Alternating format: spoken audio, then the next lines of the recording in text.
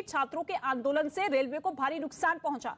खबर तो यह भी है कि अलग अलग जिलों में कुल 12 सरकारी कर्मचारी इस आंदोलन के दौरान जख्मी हुए। सीतामढ़ी में आंदोलन के दौरान हुई पत्थरबाजी में रेलवे के 3 कर्मचारियों को चोट लगी है, जबकि सीतामढ़ी में ही छात्रों की तरफ से गोली चलाए जाने की भी खबर सामने आई, जिसके बाद वहां आर्म्स एक्ट में भी केस दर्ज किया गया है। तो ये एक तरीके से अनुमान रेलवे की तरफ से जताया गया है कि किस तरीके से रेलवे को नुकसान हुआ है। चंद्रमोहन का हम लगातार रुख कर रहे हैं, तस्वीरें हम तक ग्राउंड जीरो से पहुंचा रहे हैं कि किस तरीके से वहां पर स्थिति बनी हुई है। लेकिन चंद्रमोहन, सवाल लगातार यही बना हुआ है क्योंकि उत्तर प्रदेश में जिस तरीके से इस पूरे प्रदर्शन को ले जाने की कोशिश विपक्षी पार्टियों की तरफ से है, ऐसे में सरकार का अगला स्टेप क्या होगा, इस पर तो नजर बनी हुई है, लेकिन किस तरीके से इन तमाम पॉलिटिकल पार्टीज को शांत कराने की कवायद में जुटी हुई है सरकारें? बिल्कुल, देखिए, इसको लेकर कल बिहार के पूर्व उप मुख्यमंत्री हैं और राज्यसभा सांसद हैं सुशील कुमार मोदी, उन्होंने रेल मंत्री से मुलाकात की और उसके बाद उनका एक बयान आया जिसमें साफ तौर पर उन्होंने कहा कि जो भी छात्रों की मांगें थी वो मान ली गई है और आगे जो हाई पावर कमेटी बनाई गई है उस पर पूरे तौर पर वो पूरे मामले को लेकर विचार भी करेगी।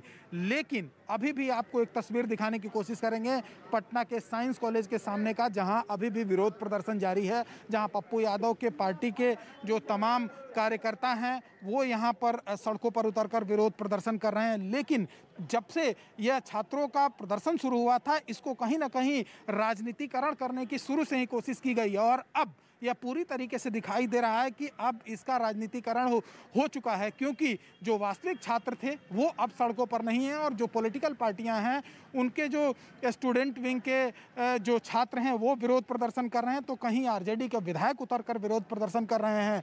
इससे साफ तौर पर समझा जा सकता है कि किस तरह से इस पूरे प्रकरण को हाईजैक करने की कोशिश की गई है विपक्ष की ओर से, ताकि केंद्र सरकार पर यह आरोप लगाया जा सके कि छात्रों के साथ गड़बड़ी हुई है। और यही वजह है कि जो लगातार विपक्षी पार्टियां हैं वो सड़कों पर उतरकर विरोध प्रदर्शन कर रही हैं। हालांकि इस विरोध प्रदर्शन से आम लोगों को काफ़ी परेशानियों का सामना करना पड़ रहा है। हालांकि आपको एक तस्वीर दिखाने की कोशिश करेंगे, यह अशोक राजपथ है जो पूरी तरीके से अभी खाली नज़र आ रहा है, क्योंकि सामने में विरोध प्रदर्शन चल रहा है और यहाँ पर पुलिस की गाड़ी भी लगी हुई है। जो लोग यहाँ तक पहुँचते हैं उनको मुड़ाने की कोशिश की जा रही है। लेकिन इस पूरे प्रकरण को कहीं ना कहीं अब राजनीतिक पार्टियां जो हैं वो अपने कब्जे में लेना चाहती हैं, अपना वो मुद्दा बनाना चाहती हैं और यही वजह है कि आज तमाम पॉलिटिकल पार्टियां सड़कों पर उतरकर विरोध प्रदर्शन कर रही हैं और जो वास्तविक छात्र हैं वो सड़कों पर आने के लिए तैयार नहीं हैं। और जैसे जैसे दिन चढ़ेगा उसके बाद यह पता चल पाएगा कि आखिर आगे क्या हो रहा है। लेकिन समाधान हो चुका है, आश्वासन मिल चुका है, लेकिन इसके बावजूद इस तरीके से संग्राम करने की कोशिश यहां पर विपक्षी पार्टियों की तरफ से। चंद्रमोहन, लौटेंगे आपके पास, लेकिन रेल मंत्री ने इस विवाद को सुलझाने के लिए जिस कमेटी का गठन कर दिया है, कमेटी 4 मार्च तक अपनी रिपोर्ट देगी। मतलब यह कि कमेटी की रिपोर्ट आने तक चुनाव का शोर लगभग थम जाएगा और इसलिए विपक्ष किसी रिपोर्ट का इंतजार करने की बजाय आंदोलन को हवा देने की कोशिश में लगा हुआ है ताकि सरकार को इस मुद्दे पर घेरा जा सके। सुनिए आंदोलन को समर्थन देने वाली पार्टियां क्या कुछ दलीलें दे रही हैं। राजनीति करने वाले लोग के सामने ही सरकार का दमन चलता रहेगा, तो आप ये मान करके चलिए कि यह आंदोलन का हम केवल मोरल नहीं, सक्रिय हर तरह का समर्थन करते हैं। जिनकी लाठियां चलेंगी तो हम लोग भी उस चोट को खाएंगे। इस मंच से मैं कहना चाहती हूँ और हमारे लीडर राहुल जी ने ऑलरेडी कहा है कि ये गांधी का देश है, ये सत्य और अहिंसा से चलता है। किसी भी आंदोलन को अगर शांतिपूर्ण करेंगे तो बड़े बड़े तानाशाहों को घुटने टेकने पड़े हैं और वो घुटने टेकेंगे। जिस ढंग से माने नौजवान लड़के जो है रेल के पटरियों पर आ गए, एक जगह नहीं अनेक जगहों पर इस तरह से हुआ, सिर्फ बिहार में ही सीमित नहीं है।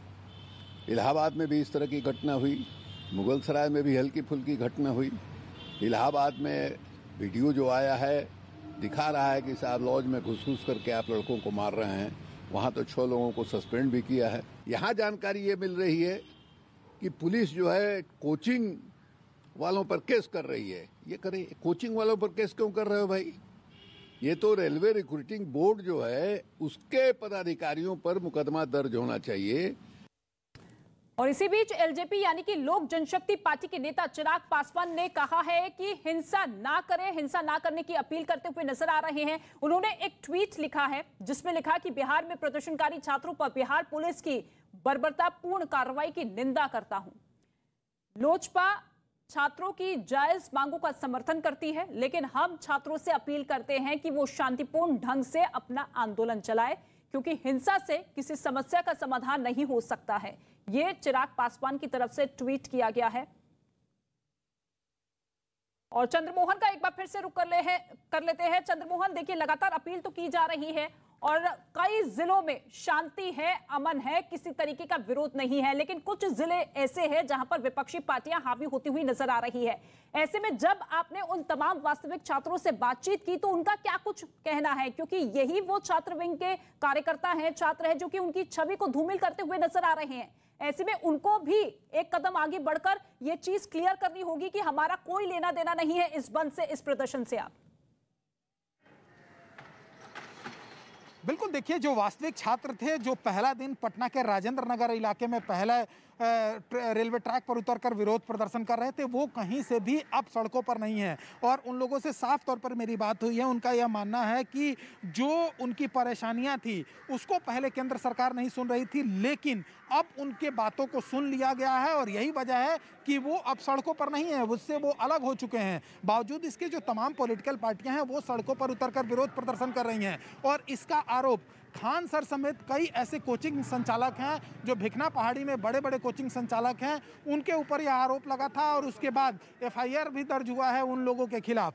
तो ऐसे में जो खान सर हैं उन्होंने भी एक वीडियो जारी कर यह अपील किया है कि कोई भी छात्र सड़कों पर उतरकर विरोध प्रदर्शन ना करें, क्योंकि इसमें अब उनको बदनाम करने की कोशिश भी हो सकती है। तो ऐसे में समझा जा सकता है कि जो वास्तविक छात्र हैं वो सड़कों पर नहीं है, लेकिन पॉलिटिकल पार्टियां जरूर सड़कों पर उतरकर विरोध प्रदर्शन कर रही हैं। और एक तस्वीर आपको दिखाने की कोशिश करेंगे जहां पर पप्पू यादव की पार्टी के जो तमाम कार्यकर्ता हैं वो अब साइंस कॉलेज से धीरे धीरे आगे की ओर बढ़ रहे हैं और हो सकता है कि आगे भी ये जाकर सड़कों को जाम करें। और इसके जस्ट बाद में थोड़े आगे जाने के बाद पटना कॉलेज पड़ता है, तो वहाँ भी हो सकता है कि जो वाम दल के जो स्टूडेंट विंग के कार्यकर्ता हैं वो सड़कों पर उतरकर विरोध प्रदर्शन कर रहे हों, लेकिन जो वास्तविक छात्र हैं अभी भी हम कहना चाहेंगे वो सड़कों पर नहीं हैं। और जो जिनके ऊपर यह आरोप लगा है, जिनके खिलाफ एफआईआर दर्ज किया गया है कि